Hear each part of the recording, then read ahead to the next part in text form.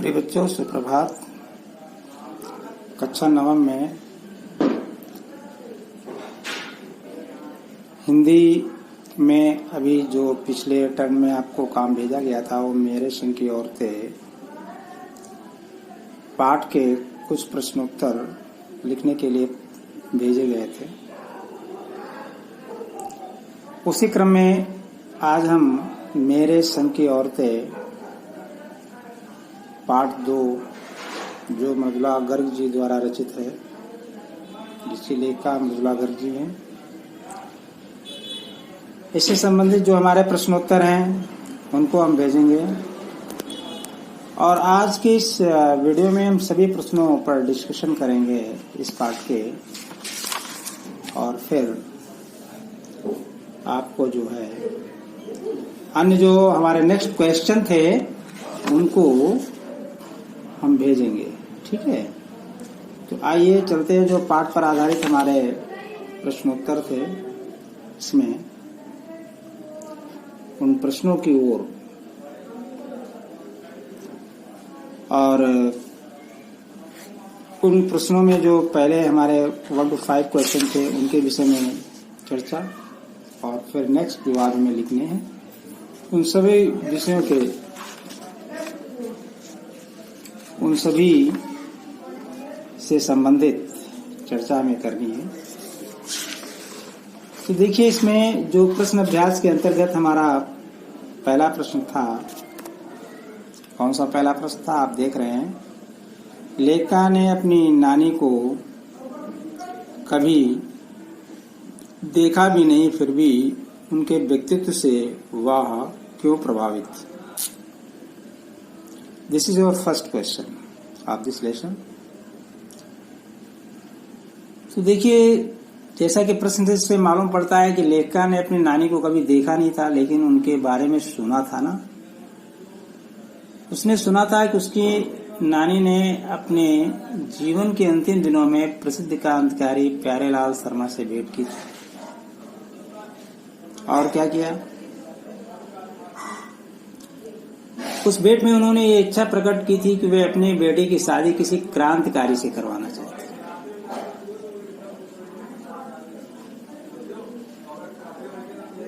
अंग्रेजों के किसी भक्त से नहीं। उनकी इस इच्छा में देश की स्वतंत्रता की पवित्र भावना थी, यानी स्वतंत्रता के प्रति उनकी जो मन की भावना थी वो जागृत होती। ये भावना बहुत सच्ची थी, इसमें साहस भी था। जीवन भर पर्दे में रहकर भी उन्होंने किसी पर पुरुष से मिलने की हिम्मत नहीं की थी दूसरे व्यक्ति से।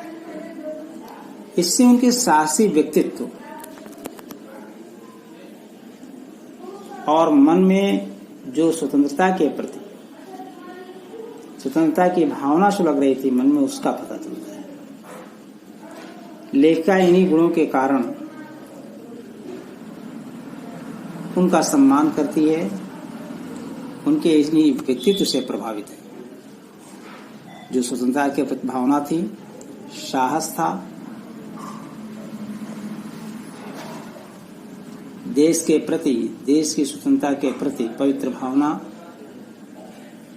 बेटी का विवाह क्रांतिकारियों से करवाने की इच्छा, ये सारी बातें लेखिका को प्रभावित करती है। ठीक है, दूसरा प्रश्न इसी में बच्चों जो था कि लेखिका की नानी की आजादी के आंदोलन में किस प्रकार की भागीदारी रही। नानी ने लेख के बारे में बताना है कि आंदोलन में किस प्रकार की भागीदारी रही। देखिए, उस समय महिलाएं पर्दे में रहती थी, तो नानी भी स्वाभाविक है पर्दे में रहती होंगी। तो लेखिका की नानी आजादी के आंदोलन में खुलकर भाग नहीं ले सकी। उनकी परिस्थितियां ऐसी नहीं थी कि वो खुलकर आंदोलन में भाग ले सके, परंतु उसने स्वतंत्रता की भावना को मन ही मन पनपने दिया। उनके अंदर स्वतंत्रता की भावना पनप रही थी।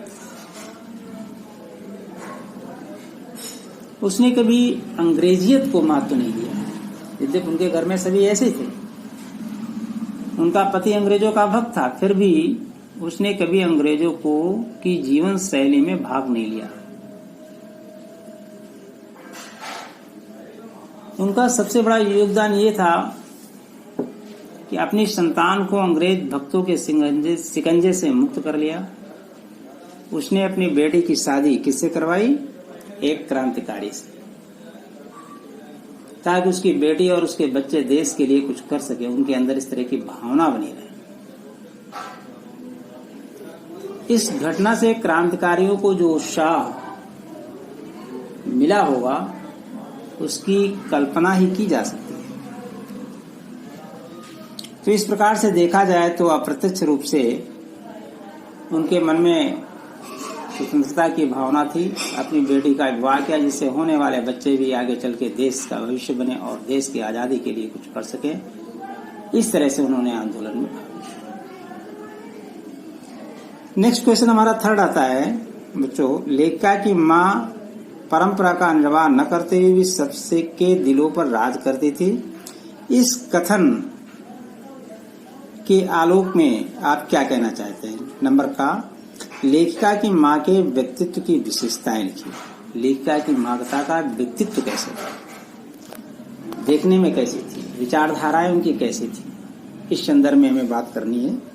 ठीक है, तो देखिए बच्चों, लेखिका की जो माँ थी वो जब आप पाठ को पढ़ेंगे तो उसमें देखेंगे लेखिका की माँ की स्थितियां और व्यक्तित्व दोनों असाधारण थे।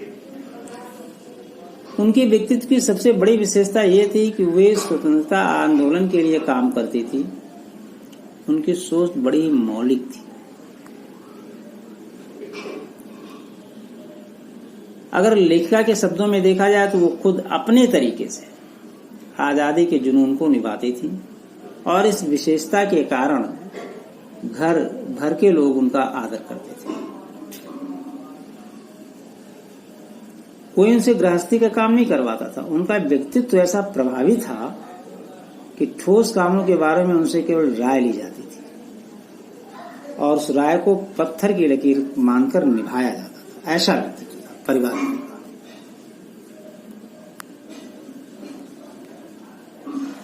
लेखिका की माँ अपना सारा समय किसमें निभाती थी? उस समय, उस जमाने की बात है, उस समय वो किताब पढ़ने, साहित्य चर्चा करने, संगीत सुनने में बिताती थी।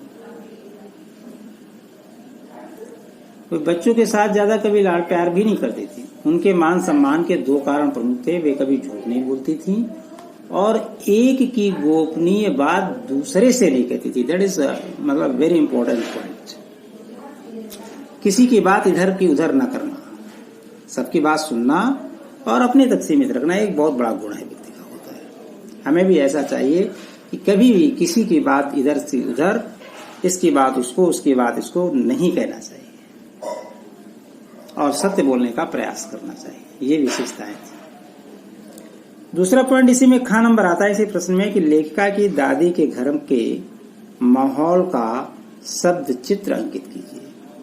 इसका लेखिका की दादी के घर के माहौल का शब्द चित्र अंकित कीजिए। लेखिका की दादी के घर का माहौल कैसा था?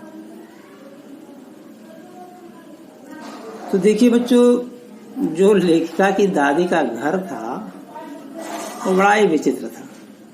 क्या मतलब? विचित्र विरोधों का संगम था वहां पर। सब एक दूसरे के विपरीत इच्छा से हटकर काम करने वाले थे। परदादी लीक से परे हटकर थी। वे चाहती थी कि उनकी पतोह को होने वाली पहले संतान कन्या हो, जबकि ज्यादातर लोग पुत्र चाहते हैं। उसने मन्नत मानकर जग जाहिर भी कर दी, सबको बता भी दिया। इससे घर के अन्य लोग, सभी लोग हैरान थे, परंतु लेखिका की दादी ने इस इच्छा को स्वीकार करके होने वाली पोती को खिलाने दुलाने की कल्पनाएं भी कर डाली कि पोती होगी तो मैं ऐसा करूंगा, ऐसा पहनाऊंगी, इस तरह से रखूंगी, आदि आदि। लेखिका की माँ तो बिल्कुल ही विचित्र थी। वे घर का कोई काम नहीं करती थी। वे आजादी के आंदोलन में सक्रिय रहती थी। उन्हें पुस्तकें पढ़ने, संगीत सुनने और साहित्य चर्चा करने से ही फुर्सत नहीं थी। जैसा कि अभी ऊपर आपने उनके व्यक्तित्व के विषय में पढ़ा है, विशेषताएं के विषय में पढ़ा। वे आजादी के आंदोलन में सक्रिय रहती थी। पढ़ा है ना आपने। उनके पति भी क्रांतिकारी थे। वे आर्थिक दृष्टि से बहुत समृद्ध नहीं थी, लेकिन विचित्र बात यह है कि लेखिका के दादा अंग्रेजों के बड़े प्रशंसक थे। अब देखिए, अंग्रेजों के दादा क्या थे? लेखिका के दादा क्या थे? अंग्रेजों के प्रशंसक थे। और माता जी क्या थी? क्रांतिकारी की पत्नी थी। पति क्रांतिकारी थी, यानी बेटा क्रांतिकारी था दादाजी का। माता भी आजादी के आंदोलन में सक्रिय भूमिका निभाती थी। घर में चलती उन्हीं की थी, किंतु घर की नारियां अपने अपने तरीके से जीने के लिए स्वतंत्र थी। उन पर कोई पाबंदी नहीं, कोई किसी के विकास में बाधा नहीं बनता था। यद्यपि दादाजी की घर में चलती थी, वो जो कहते थे होता था, लेकिन स्त्रियों को भी अपना जीने का अधिकार है, इसलिए वो अपने हिसाब से जीती थी, अपने तौर तरीके से चलती थी और उसमें कोई हस्तक्षेप नहीं करता। तो बड़ा ही विरोधाभास संगम था उनके परिवार में। इसी में नेक्स्ट क्वेश्चन हमारा आता है, प्रश्न नंबर 4। आप अपनी कल्पना से लिखिए कि परदादी ने पतोहू के लिए पहले बच्चे के रूप में लड़की पैदा होने की मन्नत क्यों मांगी। परदादी ने पतोहू के लिए पहले बच्चे के रूप में लड़की पैदा होने की मन्नत क्यों मांगी। तो देखिए, पाठ कर पढ़कर ऐसा लगता है कि लेखिका की परदादी ने भी अपने समय में लड़की के साथ होने वाले अपमान और तिरस्कार को जाना समझा होगा। उसे मन ही मन लगता होगा कि देवी का रूप होने पर भी लड़की का इतना तिरस्कार क्यों होता है, कब उसका सम्मान शुरू होगा। शायद इसीलिए उन्होंने अपनी इस भावना को घर में ही फलते फूलते देखना चाहा होगा कि सभी लोग लड़कियों का सम्मान करें। उन्होंने समाज में ये भाव भरना चाहा होगा कि यहाँ लड़कियों का सम्मान होता है, क्योंकि उन्होंने अपनी ये इच्छा मन में नहीं रखी थी, जग जाहिर कर दी थी। सभी को पता हो गया था कि भगवान से उन्होंने इच्छा की है कि मेरे घर में पहले पुत्री का जन्म हो। अतः तुम भी उन्हें सम्मान दो। मेरे यहाँ सम्मान होता है, इस तरह से पड़ोसी भी देखें, अन्य समाज के लोग भी देखें।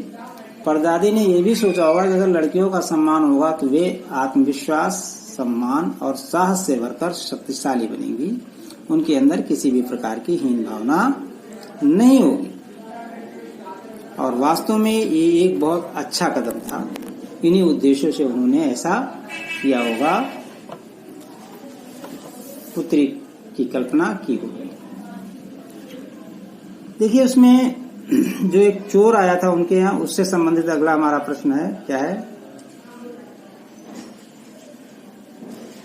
प्रश्न नंबर 5 है, डराने, धमकाने, उपदेश देने या दबाव डालने की जगह सहजता से किसी को भी सही राह पर लाया जा सकता है।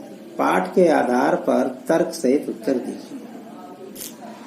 प्रश्न नंबर 5 जो है उसमें बताया गया है कि किसी को डरा के धमका के नहीं, उपदेश देने या दबाव डालने की जगह अगर सहजता से, सरलता से काम किया जाए तो किसी को राह पर लाया जा सकता है। तर्क से उत्तर देना है, पाठ के आधार पर आपको बताना है ना? क्यों भाई? पाठ के आधार पर तर्क से उत्तर देना है। तो क्योंकि पाठ के आधार पर बच्चों बताना है, इसलिए देखिए इस पाठ में ये स्पष्ट हो गया है कि मनुष्य के पास सबसे प्रभावशाली अस्त्र क्या है? अपना दृढ़ विश्वास और बड़ा ही सहज सरलता का व्यवहार। यदि कोई सगा संबंधी गलत राह पर हो तो उसे डराने, धमकाने, उपदेश देने या दबाव डालने की बजाय सहजता से व्यवहार करना चाहिए। लेखिका की नानी ने भी यही किया। उन्होंने अपने पति की अंग्रेज भक्ति का न तो विरोध किया और न समर्थन किया। वे जीवन भर अपने आदर्शों पर टिकी रहीं और परिणाम स्वरूप अवसर आने पर मनवांछित कार्य कर सकी, यानी अपनी पुत्री का विवाह क्रांतिकारी से करना। लेखा की माता ने चोर के साथ जो व्यवहार किया वह तो सहजता का अनोखा उदाहरण है। उसने न तो चोर को पकड़ा न पिटवाया, बल्कि उससे सेवा ली और अपना पुत्र बना लिया। उसके पकड़े जाने पर उसने उसे उपदेश भी नहीं दिया, न ही चोरी छोड़ने के लिए दबाव डाला। उसने इतना कहा कि अब तुम्हारी मर्जी है, चाहे चोरी करो या खेती करो। उसकी सहज भावना से चोर का हृदय परिवर्तित हो गया और उसने सदा के लिए चोरी छोड़ दी और खेती को अपना लिया। खेतों में काम करने लगा, मजदूरी करने लगा और जीवन भर करता रहा। तो ये देखिए, सहजता की बात थी, सरलता की बात थी, समझाने की बात थी और बड़े ही सरलता से उसे जो है चोर से नेक इंसान बना दिया। ठीक है, वेरी इंपॉर्टेंट क्वेश्चन है बच्चों। और इसके बाद जो प्रश्न आ रहा है that is also very very important question. प्रश्न नंबर 6, शिक्षा बच्चों का जन्म सिद्ध अधिकार है, इस दिशा में लेखिका के प्रयासों का उल्लेख कीजिए। ये प्रश्न बहुत महत्वपूर्ण है, परीक्षा में बहुत पूछा जाता है। शिक्षा बच्चों का जन्म सिद्ध अधिकार है। ठीक है, जैसे कि आजादी के समय तिलक जी ने कहा था स्वतंत्रता हमारा जन्म सिद्ध अधिकार है, हम लेकर ही रहेंगे, वैसे यहाँ पर लेखा के द्वारा बताया गया कि शिक्षा बच्चों का जन्म सिद्ध अधिकार। सही बात है, जिस बच्चे का जन्म हुआ उसे उचित विद्यालय में शिक्षा मिलनी चाहिए। यदि कहीं शिक्षा की व्यवस्था नहीं है तो उसके लिए उचित प्रबंध किया जाना चाहिए, क्योंकि शिक्षा बच्चा का अधिकार है। उसे शिक्षित नहीं किया जाएगा तो आगे अच्छा नागरिक कैसे बनेगा। लेखा ने इसके लिए बड़ा प्रयास किया। देखिए, लेखा जब कर्नाटक के एक छोटे से कस्बे में थी जिसका नाम था बागलकोट, तो वहां उसके 2 बच्चों को पढ़ाने की समुचित व्यवस्था नहीं थी। तो उन्होंने एक अच्छा स्कूल खुलवाने की भरपूर कोशिश की। पहले उसने पास के कैथोलिक बिशप से प्रार्थना की, जो एक चर्च थी जहां विद्यालय था क्रिश्चियनों के लिए। वे वहां एक स्कूल खोले, परंतु बिशप तैयार नहीं हुए। जो चर्च के फादर थे वो तैयार नहीं हुए और अंग्रेजों का जमाना था उस समय। उन्होंने अपनी कोशिशों से कुछ उत्साही लोगों को साथ लेकर वहां एक अच्छा प्राइमरी स्कूल खुलवाया। किसने? लेखा। उसमें लेखा तथा अन्य अफसरों के बच्चे पढ़े तथा बाद में बड़े बड़े स्कूलों में भर्ती होने योग्य बन गए। तो ये बड़ा ही सफल प्रयास किया। इस दिशा में लेखा के प्रयासों का उल्लेख लेखक ने क्या प्रयास किया तो देखिए, वहां उन्होंने बिशप से बात की। जब वो नहीं तैयार हुए तो उन्होंने कुछ लोगों को साथ लेकर एक विद्यालय खुलवाया प्राइमरी। वहां उनके बच्चे, अफसरों के बच्चे पढ़े और आगे चलकर वो अच्छे अच्छे कॉलेजों में दाखिला लेकर के आगे बढ़े। ये प्रयास किया। प्रश्न नंबर 7 इसी दिशा में हमारा है। पाठ के आधार पर लिखिए कि जीवन में कैसे इंसानों को अधिक श्रद्धा भाव से देखा जाता है। ठीक है, प्रश्न नंबर 7 में क्या है? पाठ के आधार पर लिखिए कि जीवन में कैसे इंसानों को अधिक श्रद्धा भाव से देखा जाता है। किस तरह के? सभी लोग जानते हैं, अरे भाई जो ईमानदार होंगे, अच्छे होंगे, सच बोलते होंगे, किसी की जैसे कि इधर की बात उधर नहीं करते होंगे, चुगली नहीं करते होंगे, है ना। तो देखो बच्चों, इस पाठ में बिल्कुल स्पष्ट हो गया है कि जो व्यक्ति ऊंची भावना वाले होते हैं, दृढ़ संकल्पी होते हैं, ऐसे लोगों को लोग श्रद्धा भाव से देखते हैं। जो लोग सद्भावना से व्यवहार करते हैं, आवश्यकता पड़ने पर गलत रूढ़ियों को तोड़ भी डालने की हिम्मत रखते हैं, समाज में उन्हीं का आदर होता है। लेखा की नानी इसलिए श्रद्धेय बनी क्योंकि उसने परिवार और समाज से विरोध लेकर भी अपनी पुत्री को किसी क्रांतिकारी से ब्याहने की बात। इस कारण वो सबकी पूज्य बनी। जब उनके यहाँ जो अन्य पुरुष थे वो अंग्रेजों के भक्त थे। लेखा की परदादी इसलिए श्रद्धेय बनी क्योंकि उसने 2 धोतियों से अधिक संचय न करने का संकल्प लिया। ज्यादा संचय नहीं करना चाहिए, वस्तुओं को इकट्ठा नहीं करना चाहिए। उसकी परंपरा के विरुद्ध लड़के की बजाय लड़की होने की भगवान से मन्नत मांगी। उनके इन विचारों को देख करके वो परिवार में, समाज में श्रद्धा की दृष्टि से देखी गई। अब लेखा की माता की बात आती है, वो श्रद्धेय क्यों बनी? क्योंकि उन्होंने देश की आजादी के लिए कार्य किया, कभी किसी से झूठ नहीं बोला और कभी किसी की गोपनीय बात को दूसरे को नहीं बताया। तो ये जो सभी व्यक्तित्व थे वो अच्छे लगे, नानी का, दादी का और लेखा की माता का।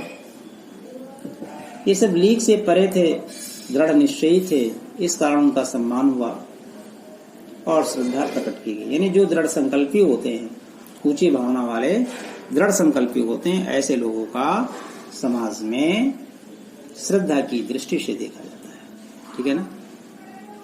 और इसी में जो हमारा लास्ट अंतिम प्रश्न आ रहा है कि सच,